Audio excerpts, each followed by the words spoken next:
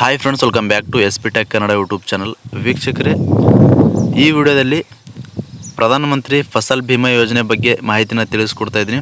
ಕೆಲವೊಬ್ಬರು ರೈತರು ಕಮೆಂಟ್ ಮಾಡಿ ಕೇಳ್ತಾಯಿದ್ರು, ಬೆಳೆ ವಿಮೆ ಮಾಡಿಸೋಕ್ಕೆ ಕೊನೆಯ ದಿನಾಂಕ ಏನಿದೆ ಮತ್ತು ಎಲ್ಲಿ ಒಂದು ಬೆಳೆ ವಿಮೆನ ಮಾಡಿಸ್ಕೊಳ್ಬೇಕು, ಬೆಳೆ ವಿಮೆ ಮಾಡಿಸ್ಕೊಳ್ಳೋಕ್ಕೆ ದಾಖಲಾತಿಗಳೇನಿರಬೇಕು ಮತ್ತು ಯಾವ ಬೆಳೆಗೆ ಎಷ್ಟು ಅಮೌಂಟ್ನ ನಾವು ಬೆಳೆ ವಿಮೆಯಾಗಿ ಕಟ್ಟಬೇಕು ಅಂತ ಕಮೆಂಟ್ ಮೂಲಕ ಮಾಹಿತಿನ ಕೇಳ್ತಾಯಿದ್ರು. ಅದಕ್ಕೋಸ್ಕರ ಈ ವಿಡಿಯೋದಲ್ಲಿ ಪ್ರಧಾನಮಂತ್ರಿ ಫಸಲ್ ಬಿಮಾ ಯೋಜನೆ ಬಗ್ಗೆ ಬೆಳೆ ವಿಮೆಯನ್ನು ಕಟ್ಟೋದ್ರ ಬಗ್ಗೆ ಕಂಪ್ಲೀಟಾಗಿ ಮಾಹಿತಿನ ತಿಳಿಸ್ಕೊಡ್ತಾ ಇದ್ದೀನಿ.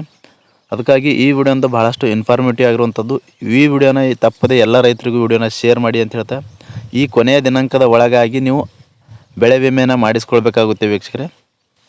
ಈ ಒಂದು ಯಾವ ರೀತಿ ನೀವು ಹೆಲ್ತ್ ಇನ್ಶೂರೆನ್ಸ್ಗಳನ್ನು ಮಾಡಿಸ್ಕೊಂಡಿರ್ತೀರಿ ಅದೇ ರೀತಿಯಾಗಿ ಬೆಳೆಗಳಿಗೆ ಇನ್ಶೂರೆನ್ಸ್ ಮಾಡಿಸೋದಾಗಿರುತ್ತೆ ವೀಕ್ಷಕರೇ. ಈ ಒಂದು ಯೋಜನೆಯಿಂದ, ಈ ಯೋಜನೆಯಲ್ಲಿ ನೀವು ಬೆಳೆಗಳಿಗೆ ಇನ್ಶೂರೆನ್ಸ್ ಮಾಡಿಸಿದರೆ ನಿಮಗೇನಾದರೂ ಬೆಳೆಗಳ ಹಾನಿ ಆಯಿತು ಅಂತಂದರೆ, ಅತಿಯಾಗಿ ಮಳೆ ಆಯಿತು, ನಿಮ್ಮ ಬೆಳೆಗಳ ಹಾನಿ ಆದವು ಅಂತಂದರೆ ನಿಮಗೆ ಪ್ರಧಾನಮಂತ್ರಿ ಫಸಲ್ ಬಿಮಾ ಯೋಜನೆ ಕಡೆಯಿಂದ ನಿಮಗೆ ಒಂದು ಆರ್ಥಿಕವಾಗಿ ಒಂದು ಹಣನ ಬರುವಂಥದ್ದು ವೀಕ್ಷಕರೇ.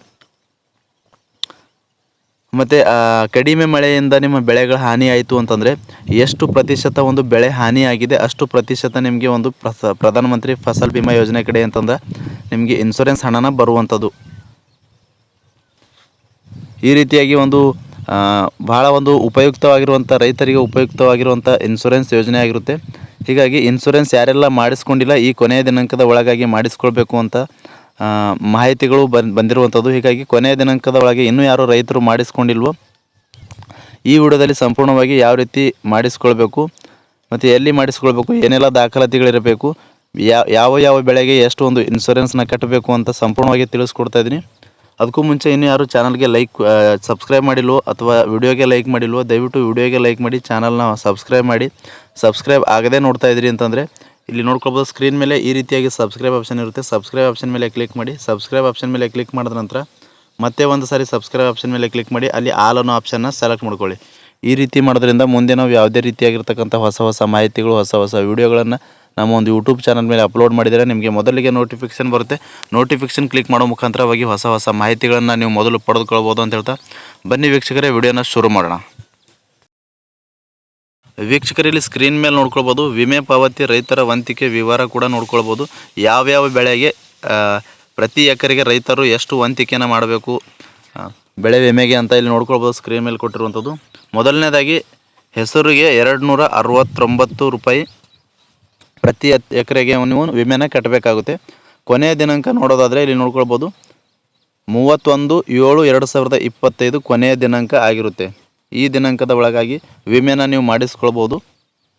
ಎರಡನೇದಾಗಿ ನೋಡ್ಕೊಳ್ಬೋದು ಉದ್ದು 265 ರೂಪಾಯಿ ಪ್ರತಿ ಎಕರೆಗೆ ಇರುವಂಥದ್ದು. ಕೊನೆಯ ದಿನಾಂಕ ನೋಡೋದಾದರೆ 31/7/2025.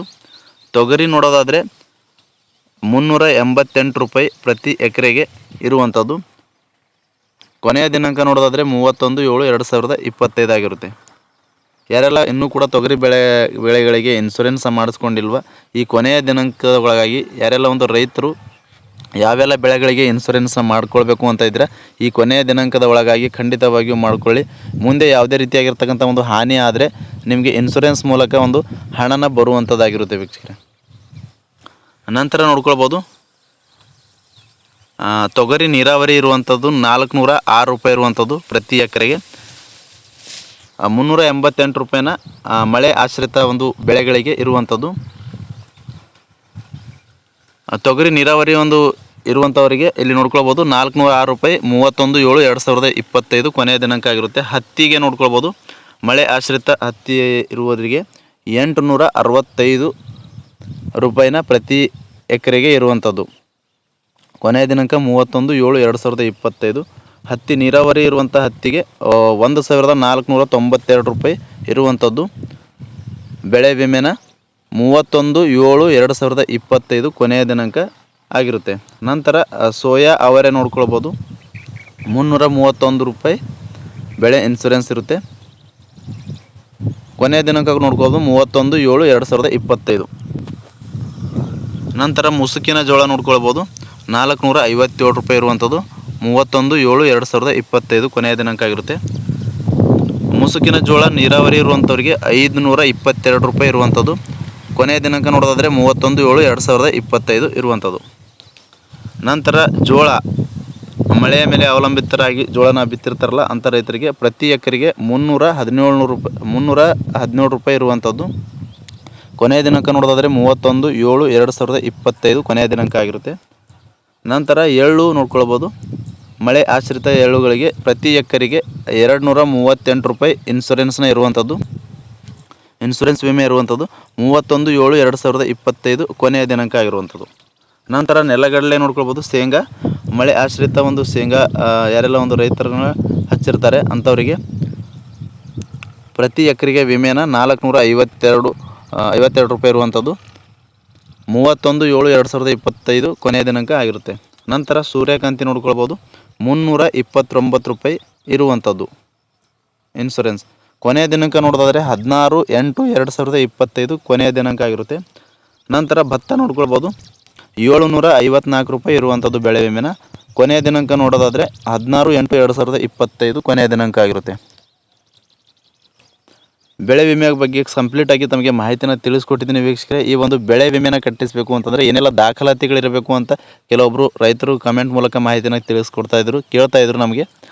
ಹೀಗಾಗಿ ನಿಮಗೆ ಮೊದಲನೇದಾಗಿ ನಿಮ್ಮ ಒಂದು ಆಧಾರ್ ಕಾರ್ಡ್ ಬೇಕಾಗುತ್ತೆ, ಮತ್ತು ನಿಮ್ಮ ಮೊಬೈಲ್ ನಂಬರ್ ಬೇಕಾಗುತ್ತೆ, ನಿಮ್ಮ ಒಂದು ಬ್ಯಾಂಕ್ ಅಕೌಂಟ್ ಬೇಕಾಗುತ್ತೆ, IFSC ಕೂಡ ಬೇಕಾಗುವಂಥದ್ದು. ನಂತರ ನಿಮ್ಮ ಒಂದು ಪಹಣಿನೂ ಕೂಡ ಬೇಕಾಗುವಂಥದ್ದು. ಇಷ್ಟು ದಾಖಲಾತಿಗಳಿದ್ದರೆ ನೀವು ಬೆಳೆ ವಿಮೆನ ಮಾಡಿಸ್ಕೊಳ್ಬೋದಾಗಿರುತ್ತೆ ವೀಕ್ಷಕರೇ. ಬೆಳೆ ವಿಮೆ ಮಾಡಿಸ್ಕೊಳ್ಳೋದ್ರಿಂದ ಮುಂದೆ ನಿಮಗೆ ಒಂದು ಏನಾದರೂ ಬೆಳೆಗಳಿಗೆ ಹಾನಿ ಆದರೆ ನಿಮಗೆ ಒಂದು ಇನ್ಸೂರೆನ್ಸ್ ಮೂಲಕ ಹಣನೂ ಬರುವಂಥದ್ದು. ಇದು ಬಹಳ ಉಪಯುಕ್ತವಾಗುವಂಥ ಇನ್ಸೂರೆನ್ಸ್ ಇರುವಂಥದ್ದು. ಯಾರೆಲ್ಲ ರೈತರು ಮಾಡಿಸ್ಬೇಕಂತಿದ್ದಾರೆ ಇದನ್ನು ಲಾಸ್ಟ್ ಅಂದರೆ ಕೊನೆಯ ದಿನಾಂಕದ ಒಳಗಾಗಿ ಒಂದು ಬೆಳೆ ವಿಮೆಗಳನ್ನು ಮಾಡಿಸ್ಕೊಳ್ಳಿ ಅಂತ ಹೇಳ್ತಾರೆ. ಎಲ್ಲೆಲ್ಲಿ ಮಾಡಿಸ್ಕೊಳ್ಬೋದು ಅಂತಂದರೆ ನಿಮ್ಮ ಒಂದು ಗ್ರಾಮ ಪಂಚಾಯಿತಿಗಳಲ್ಲಿ ಮಾಡಿಕೊಳ್ಬೋದು, ಮತ್ತು ಸೊಸೈಟಿಗಳಲ್ಲಿ ಕೂಡ ಮಾಡ್ತಾರೆ. ಅದಾದ ನಂತರ CSC ಸೆಂಟರ್ಗಳಲ್ಲಿಯೂ ಕೂಡ ನೀವು ಅರ್ಜಿನ ಸಲ್ಲಿಸ್ಬೋದು, ಮತ್ತು ಗ್ರಾಮವನ್ನು, ಕರ್ನಾಟಕವನ್ನು, ಬೆಂಗಳೂರನ್ನು ಈ ರೀತಿಯಾಗಿ ಕೇಂದ್ರಗಳಲ್ಲಿ ಕೂಡ ನೀವು ಬೆಳೆ ಇನ್ಸೂರೆನ್ಸ್ಗಳನ್ನು ಕಟ್ಟಿಸ್ಕೊಳ್ತಾರೆ ವೀಕ್ಷಕರೇ. ಅಲ್ಲಿ ಹೋಗಿ ನೀವು ಅರ್ಜಿನ ಸಲ್ಲಿಸ್ಬೋದು ಅಂತ ಹೇಳ್ತಾ ಇಷ್ಟು ಒಂದು ಬೆಳೆ ವಿಮೆ ಬಗ್ಗೆ ಅರ್ಜಿ ಸಲ್ಲಿಸುವ ಒಂದು, ಮತ್ತು ಎಲ್ಲೆಲ್ಲಿ ಅರ್ಜಿನ ಸಲ್ಲಿಸಬೇಕು, ಏನೆಲ್ಲ ದಾಖಲಾತಿಗಳಿರಬೇಕು, ಯಾವ ಬೆಳೆಗೆ ಎಷ್ಟು ಇನ್ಸೂರೆನ್ಸ್ನ ಕಟ್ಟಬೇಕು ಅಂತ ಸಂಪೂರ್ಣವಾಗಿ ಸ್ಟೆಪ್ ಬೈ ಸ್ಟೆಪ್ ತಮಗೆ ಮಾಹಿತಿನ ತಿಳಿಸ್ಕೊಟ್ಟಿದ್ದೀನಿ. ಈ ಮಾಹಿತಿ ತಮಗೆ ಉಪಯುಕ್ತ ಅನಿಸಿತ್ತು ಅಂತಂದರೆ ದಯವಿಟ್ಟು ನಮ್ಮ ಒಂದು ಯೂಟ್ಯೂಬ್ ಚಾನಲ್ನ ಸಬ್ಸ್ಕ್ರೈಬ್ ಮಾಡ್ಕೊಳ್ಳಿ. ಹಾಗೆ ವಿಡಿಯೋಗೆ ತಪ್ಪದೆ ಲೈಕ್ ಮಾಡಿ ಅಂತ ಹೇಳ್ತಾ ಫ್ರಮ್ ಬಿಗಿನಿಂಗಿಂದ ಎಂಡ್ವರೆಗೂ ವಿಡಿಯೋ ನೋಡಿದ್ದಕ್ಕಾಗಿ ತಮ್ಮೆಲ್ಲರಿಗೂ ಹೃದಯಪೂರ್ವಕ ಧನ್ಯವಾದಗಳು ಸ್ನೇಹಿತರೆ. ಮತ್ತೆ ಇದೇ ರೀತಿಯಾಗಿರ್ತಕ್ಕಂಥ ಮಾಹಿತಿಯೊಂದಿಗೆ ಭೇಟಿಯಾಗ್ತಿರೋಣ. ಅಲ್ಲಿವರೆಗೂ ನಮಸ್ಕಾರ.